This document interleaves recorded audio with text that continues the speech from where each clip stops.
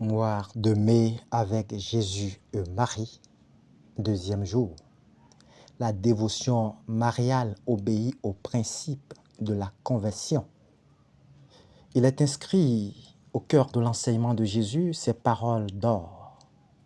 Ce n'est pas en me disant « Seigneur, Seigneur » qu'on entrera dans le royaume des cieux, mais c'est en faisant la volonté de mon Père qui est aux cieux. Matthieu 7, 21.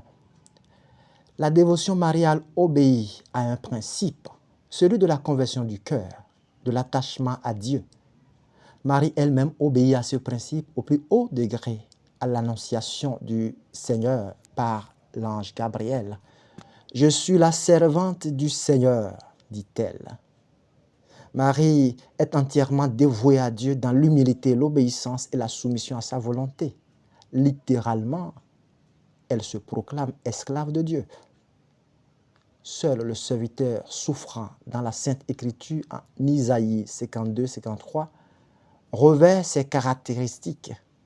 Ce serviteur souffrant est le fils de la Vierge. Devenir fils de Marie, comme ce serviteur souffrant sur la croix, c'est imiter Jésus obéissant au Père jusqu'à la croix. C'est imiter la mère dans le don total de soi à Dieu en faisant tout ce qu'il nous dira. On ne peut obéir à la mère qu'en obéissant à Dieu en tout. On ne peut servir la mère qu'en servant Dieu. Ainsi, la première condition pour honorer la mère de Dieu, selon le propos de saint Alphonse de Ligorie, est de lui rendre nos hommages avec un cœur exempt de péché.